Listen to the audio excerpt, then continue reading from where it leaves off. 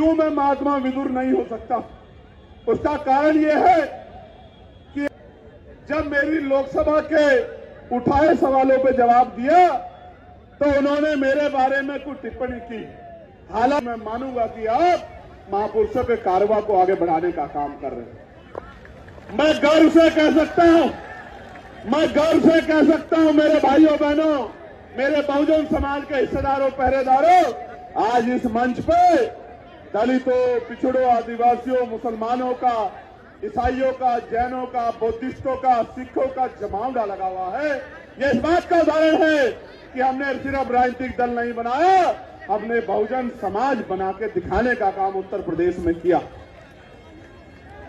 प्यारे साथियों, अभी तो हम लोग बहुत जल्द पिछड़ा वर्ग सम्मेलन करेंगे। उसके बाद जो कार्यक्रम रुक गया था, मुस्लिम समाज की समस्या और समाधान, उस कार्यक्रम को भी आगे बढ़ाने का काम करेंगे हिस्सेदारी का। तो अभी तो देखो, अभी तो काशीराम साहब याद आ रहे हैं, फिर भीम आर्मी आजाद समाज पार्टी ये नकली महापुरुषों को मानने वालों के सपने में भी आएगी। मेरी बात को आप याद रखना। ये हमारे भाइयों के, हमारे संगठन के साथियों के 11 साल की मेहनत है कि आज विरोधियों को भी बाबा साहब और काशीराम साहब का बैनर, फोटो लगाकर अपनी राजनीतिक दलों को कार्यक्रम करने पड़ रहे हैं। प्यारे साथियों, आप जानते हैं एक पार्टी आज जो कार्यक्रम कर रही है, उसी पार्टी ने मान्यवर काशीराम साहब के नाम पे जो अरबी फारसी विद्यालय बना हुआ है, उसका नाम बदलने का काम उसी पार्टी ने किया। और तो और प्यारे साथियों, मेरे सहारनपुर जिले में मान्यवर काशीराम साहब के नाम पे बने मेडिकल कॉलेज का नाम भी उसी पार्टी के लोगों ने, नेताओं ने बदलने का काम किया, कुंठित मानसिकता की वजह से। और तो और प्यारे साथियों, मान्यवर काशीराम साहब की जयंती पे जो अवकाश घोषित हुआ था कि उस दिन हम लोग छुट्टी रख के अपने महापुरुषों के संघर्ष को जान सके, उस छुट्टी को रद्द करने का काम भी उसी कुंठित मानसिकता की सरकार ने, उनके नेताओं ने किया। और तो और प्यारे साथियों, मान्यवर काशीराम साहब के नाम पे जिस जिले का नाम, कासगंज का नाम काशीराम नगर बनाया गया था, काशीराम साहब से इतनी नफरत थी कि काशीराम नगर हटा के वापस कासगंज करने का काम उसी सोच के लोगों ने, उसी दल के लोगों ने, कुंठित मानसिकता के लोगों ने किया। प्यारे साथियों, एक पार्टी के नेता लखनऊ में आके बोले कि अगर मेरे नाना जी जिंदा होते तो काशीराम साहब हमारी पार्टी से मुख्यमंत्री होते। मैं आपको कहना चाहता हूं, मैं गारंटी दे सकता हूं एफिडेविट के साथ कि उन्होंने मान्यवर काशीराम साहब का नाम जाना है, काशीराम साहब का किरदार नहीं जाना। जिस महापुरुष ने राष्ट्रपति के पद को ठोकर मार दी थी, वो आपकी पार्टी से मुख्यमंत्री बनने के लिए तैयार होते। कैसी गलतफहमी में आप लोग जीते हो। वो तो ऐसी शख्सियत थी कि ये कहते थे कि मेरा निशाना दिल्ली की तरफ है, मुझे दिल्ली में प्रधानमंत्री बनाना है, जिसके वजह से मैं बहुजन समाज के लोगों का उत्थान कर पाऊं, सामाजिक परिवर्तन, आर्थिक मुक्ति के आंदोलन को कामयाब कर पाऊं, अपने गरीब समाज के आंसू पोंछ पाऊं और अपने गरीब समाज को मुख्य धारा में ला पाऊं। इसलिए प्यारे साथियों, हमने और आपने ये बात ध्यान रखनी है जो काशीराम साहब कहते थे। काशीराम साहब ये कहते थे कि विरोधी दुश्मन का काम है कि वो हमें गुमराह करेगा। जब वो हमें गुमराह करेगा तो हमारा भी काम है कि उसका काम है हमें गुमराह करना, और हमारा काम है ना गुमराह होना, ना अपने लोगों को गुमराह होने देना। अगर हम उनकी बातों में आ गए तो वही होगा जो 2012 से पहले हुआ कि लोकसभा में प्रमोशन में रिजर्वेशन का बिल फटेगा और दलित आदिवासी समाज के कर्मचारी अधिकारियों के अधिकारों पे हमला होगा। प्यारे साथियों, ये दल उस दिन कहा थे जब एक बाबा ये कह रहा था कि मरे मुलायम काशीराम प्रेम से बोलो। ये कहां थे उस दिन? अगर ये वास्तविकता में मान्यवर काशीराम साहब और मुलायम सिंह जी को भी दिल से मानते तो ये उस दिन सड़कों पे आके आंदोलन करते कि हमारे महापुरुषों का अपमान नहीं सहेंगे। अकेला चंद्रशेखर खड़ा था जिसने उस बाबा को कहा कि हैसियत में रहना, अगर हमारे महापुरुषों पे टिप्पणी करोगे तो ऐसा इलाज किया जाएगा कि भागने की जगह भी नहीं मिलेगी। अकेला चंद्रशेखर था इस बात को कहने वाला। इसलिए मैं आपसे कह रहा हूं प्यारे साथियों, साहब काशीराम साहब कहते थे कि मुर्दा लोग मिशन नहीं चलाते और जिंदा लोग मिशन को रुकने नहीं देते। इसलिए मैं आपसे कहना चाहता हूं, आज मेरे साथ आपको संकल्प लेना है, क्योंकि काशीराम साहब ने कहा था जिस समाज की गैर राजनीतिक जड़ें मजबूत नहीं होती उसकी राजनीति भी कामयाब नहीं होती। हमें अपनी सामाजिक जड़ें मजबूत करनी है, हमें बहुजन समाज में भाईचारा पैदा करना है और राजनीतिक शक्ति हासिल करनी है। और जिस दिन राजनीतिक शक्ति हमारे पास होगी फिर हम पे जुल्म जाति अन्य अत्याचार कोई नहीं कर पाएगा। प्यारे साथियों, ये लड़ाई राजपाट की है। हमारा राजपाट मुट्ठीभर लोगों ने छीना हुआ है, हमें राजपाट वापस लेना है। तो राजपाट की लड़ाई को हमें किसी की मेहरबानी पर नहीं, ये राजपाट किसी की मेहरबानी पर नहीं मिलेगा, ये अपील करने से भी नहीं मिलेगा। इसके लिए हमें शक्ति बनानी होगी और शक्ति बनाकर ही हम राजपाट ले पाएंगे। और जब राजपाट ले लेंगे तो याद रखो मेरी बात को, जिस दिन राजपाट होगा उसी दिन महापुरुषों का अधूरा सपना भी भारत में पूरा होने का काम होगा। प्यारे साथियों, अभी 2 दिन पहले आपने देखा होगा लोकसभा में आदरणीय वित्त मंत्री जी निर्मला सीतारमण जी ने जब मेरी लोकसभा के उठाए सवालों पर जवाब दिया तो उन्होंने मेरे बारे में कुछ टिप्पणी की। हालांकि वो टिप्पणी आपके संघर्ष को सम्मान देने की टिप्पणी थी, कोई क्रिटिसाइज करने की टिप्पणी नहीं थी, क्योंकि वो बड़ी हैं, मेरी मां के उम्र के बराबर हैं। बड़े सम्मान से मैं उनको ये कहना चाहता हूं कि उनके कहने के बाद मैंने महात्मा विदुर को पढ़ने का काम किया। महात्मा विदुर को मैंने पढ़ने का काम किया तो महात्मा विदुर के कुछ किस्से मुझे मिले। एक किस्सा मैं आपके सामने रखना चाहता हूं कि क्यों मैं महात्मा विदुर नहीं हो सकता।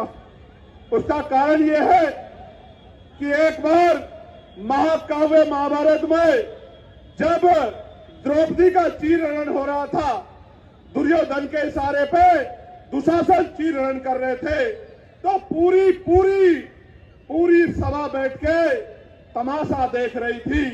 अकेले महात्मा विदुर ऐसे व्यक्ति थे, मैं उनके न्यायप्रियता की दाद दूंगा, जिन्होंने विरोध किया और दुर्योधन को चेतावनी दी कि दुर्योधन ये पाप मत करो, ये पाप आपकी राज्य की सत्ता को निस्ता नाबूद कर देगा। मैं इसलिए मानता हूं कि मैं और महात्मा विदुर में फर्क है, क्योंकि अगर मैं होता, बाबा साहब अम्बेडकर का अनुयायी अगर उस समय होता तो उस सभा में दुशासन की टांग पे टांग धर के चीर देता, लेकिन किसी बहन बेटी का अपमान नहीं होने देता। मैं चुप होके नहीं बैठता, मेरा जो होता तो होता, लेकिन मैं दुर्योधन और दुशासन की टांग पे टांग धर के चीर देता, लेकिन द्रौपदी का अपमान नहीं होने देता मेरे लोगों। ये फर्क है महात्मा विदुर में और मुझ में। जब मैंने उनको आगे पढ़ा तो मुझे पता लगा कि जब कौरवों और पांडवों में, महाकाव्य में जब मैंने पढ़ा कि कौरवों और पांडवों में जब बंटवारा होने लगा तो महात्मा विदुर ने प्रस्ताव दिया कि पांडवों को 5 गांव दे दो। दुर्योधन ने मना कर दिया, फिर युद्ध हुआ। आज भी यह युद्ध है। मैं भी आपके अधिकारों के लिए सत्ता से लड़ रहा हूं कि मेरे भाइयों को, मेरी मां को, मेरे बच्चों को, मेरे बुजुर्गों को, इन दलित, पिछड़े, आदिवासी, मुसलमानों को 85% बहुजन समाज के लोगों को अधिकार दे दो। तो ये सरकारें देना नहीं चाहती।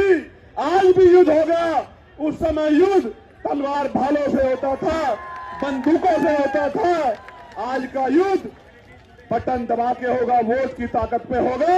ये युद्ध होगा और मैं विश्वास से कहता हूं 2027 का युद्ध हम लोग बटन दबा के वोट लेके, वोट इकट्ठा करके जीतने का काम करेंगे नहीं करेंगे बताओ?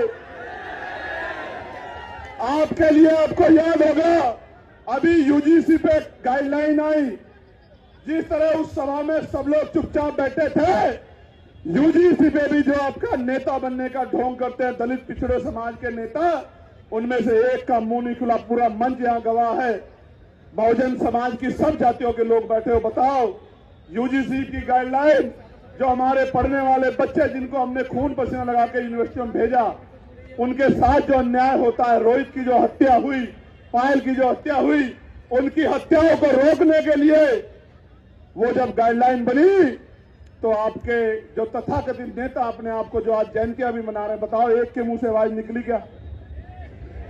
ये भी उस सभा में बैठे उन्हीं नेताओं की तरह है जो द्रौपदी के चीरहरण पे आंख बंद करके बैठे थे। आपको किसके साथ खड़ा होना है, कौन आपकी लड़ाई लड़ सकता है, कौन चंद वोटों पे आपके साथ होने वाले अन्याय पे चुप्पी रख सकता है, इसको आपको समझना पड़ेगा कि लड़ेगा कौन और चुप्पी कौन रखेगा। प्यारे साथियों, एक बात और जानने को मिली कि महात्मा विदुर हस्तिनापुर राज्य के प्रधानमंत्री थे। मैं आज इस मंच से घोषणा करके कहता हूं, वो दिन दूर नहीं है जब आजाद समाज पार्टी के बैनर के तले बहुजन समाज का पहला प्रधानमंत्री, अंबेडकरवादी प्रधानमंत्री दिल्ली की कुर्सी पे बैठेगा। मेरी बात को आप याद रखना। और जिस दिन ये कार्य होगा उसी दिन मान्यवर साहब श्री काशीराम जी का अधूरा सपना भी पूरा होने का काम होगा। और ये मेरी और आपकी जिम्मेदारी है कि जिस रहबर ने अपना पूरा जीवन कुर्बान कर दिया, जिस रहबर ने अपने लिए 1 इंच जमीन, 1 रुपया, 1 खाता नहीं बनाया, जिसने रूखे सूखे भूखे पेट इस समाज को जगाने का काम किया, अगर हम उनकी सच्चे अनुयायी हैं, हमारा फर्ज बनता है कि हम मान्यवर काशीराम साहब के अधूरे सपने को पूरा करें। करना चाहिए नहीं करना चाहिए? दोनों हाथ उठा के बताओ, करना चाहिए नहीं करना चाहिए? जो लोग इधर खड़े दोनों हाथ उठा के बताओ, करना चाहिए नहीं करना चाहिए? प्यारे साथियों, उत्तर प्रदेश के हालात खराब हैं। संभल में एक अधिकारी जो है तो जनसेवक, लेकिन भाषा भाजपा नेताओं की बोल रहे हैं। कह रहे हैं अगर ज्यादा लोग मस्जिद में नमाज पढ़ोगे तो कार्रवाई हो जाएगी, मस्जिद से बाहर पैर रख दोगे नमाज पढ़ने के लिए ईदगाह से तो कार्रवाई हो जाएगी। कह रहे हैं कि अगर रील बनाओगे तो रेल बना दूंगा। मैं ये समझता हूं एक जनसेवक की भाषा ऐसी नहीं होनी चाहिए। जनसेवक का मतलब यह है कि उसको देख के हर गरीब कमजोर के दिल में ये भाव पैदा हो कि जब तक ये जनसेवक खड़ा है तब तक मेरी तरफ कोई गुंडा आंख नहीं खा सकता। लेकिन आज हालात बिगड़ गए हैं। लेकिन मैं धन्यवाद दूंगा हाईकोर्ट इलाहाबाद का, जिन्होंने कल संभल के एसएसपी डीएम का मार्गदर्शन करने का काम किया। उनको कहा कि अगर आप व्यवस्था नहीं करा सकते, धर्म का पालन नहीं करा सकते तो इस्तीफा दे दो या कहीं ट्रांसफर ले लो। बहुत बड़ी टिप्पणी जो है उच्च न्यायालय ने जो है इलाहाबाद करने का काम किया और उनको अपने कर्तव्य का निर्वहन करने के लिए प्रेरित किया। प्यारे साथियों, आज हम लोग बाराबंकी की धरती पे हैं और एज ए लीडर मुझे कहने में खुशी है कि ये वही बाराबंकी है जिससे अयात अली खैमनेई साहब का रिश्ता जुड़ा हुआ है। ये वही बाराबंकी है और वो अपने राज्य में, वहां अपने देश में राज करते थे, अपने लोगों के लिए कानून बनाते थे। उनकी शहादत हो गई, मगर मैंने उनके बारे में जब पढ़ा, एक बात मुझे एज ए लीडर उनकी बहुत पसंद आई और मैं उनको सैल्यूट करता हूं कि उनको पता था कि उन पे हमला होने वाला है। उनको बताया गया सुरक्षा एजेंसियों के द्वारा कि आप पे हमला होगा, आपकी हत्या हो सकती है। तो उस शेर दिल बहादुर शहादत प्राप्त करता उस नेता ने कहा कि पहले मेरे देश के 9 करोड़ लोगों को सेव करो, फिर मेरी सुरक्षा के बारे में सोचो। वरना नेता कहते हैं कि पहले मेरी सुरक्षा करो, जनता मरती है तो कल की मरती आज मर जाए। लेकिन उस बहादुर नेता की इस बात से मैं बड़ा प्रेरित हुआ। और प्यारे साथियों, मैं कहना नहीं चाहता, लेकिन यह भी सच है कि अगर सत्ता का संरक्षण कुछ लोगों को नहीं होता तो चंद्रशेखर आजाद को अब शब्द कहने से पहले शेर का दिल चाहिए। गीदड़ बिल्ले जो हैं वो चंद्रशेखर पे टिप्पणी नहीं कर सकते, लेकिन सत्ता के संरक्षण में ऐसे लोगों को बढ़ावा दिया गया कि वो इस तरह की टिप्पणी करके माहौल खराब कर सके। मैं ये भी जानता हूं कि उनके पीछे कौन है, मैं इस बात को जानता हूं, मेरी इंटेलिजेंस भी कम नहीं। मैं जानता हूं कि उनके पीछे कौन है, और मैं उन तमाम साथियों को कहना चाहता हूं, मैं पहले तो उस भाई का धन्यवाद दूंगा।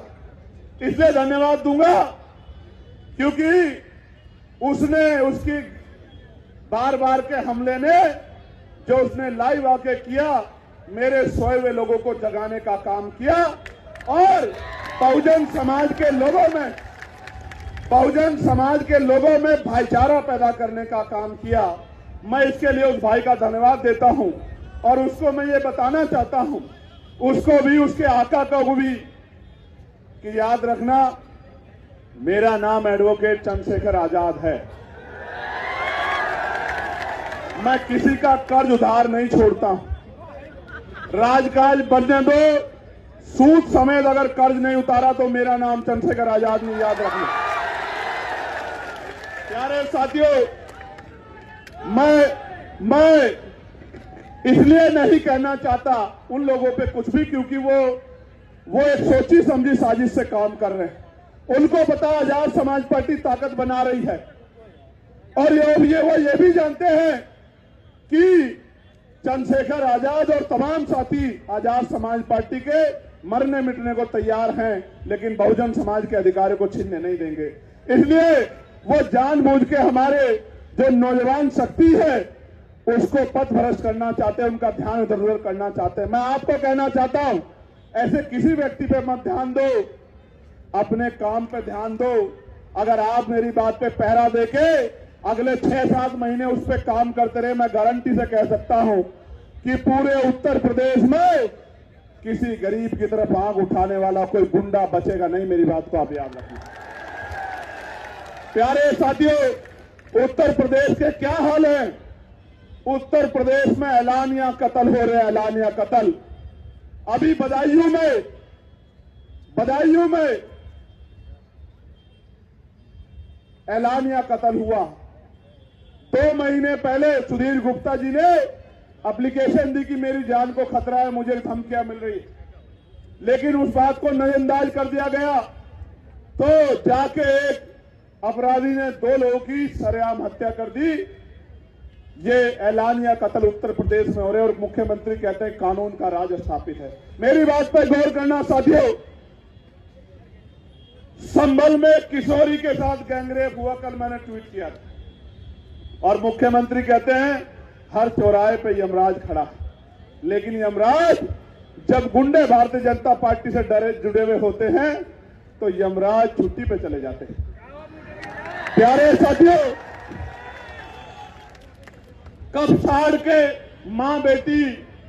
मां को मार दिया गया, बेटी को उठा ले जाया गया, और बेटी का चीरहरण मीडिया के माध्यम से हुआ, और उस परिवार से जो वादे किए थे वो पूरे नहीं किए। मैं जाऊंगा परिवार से मिलने, वहीं आंदोलन करूंगा, जब तक उस परिवार की मांगे पूरी नहीं होगी मैं नहीं बैठूंगा चैन से। और रामपुर के बिलासपुर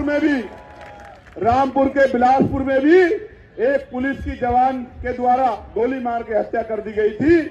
उनके साथ भी सरकार ने वादे किए थे। हाथरस के परिवार के साथ भी सरकार ने वादे किए थे, एक भी वादा पूरा नहीं किया। मैं विपक्ष के साथियों को भी कहना चाहता हूं कि जिस तरह खामनेई साहब ने बहादुरी दिखाते हुए शहादत कबूल की, आप भी डरो मत, मेरे साथ खड़े हो जाओ। इस भारतीय जनता पार्टी को 2027 में उखाड़ के फेंक देंगे हम लोग उत्तर प्रदेश में। आप डरो मत, विपक्ष के साथियों डरो मत, मुकाबला करो। शहादत जिनके हिस्से में शहादत आएगी, समाज उनको याद भूलेगा नहीं।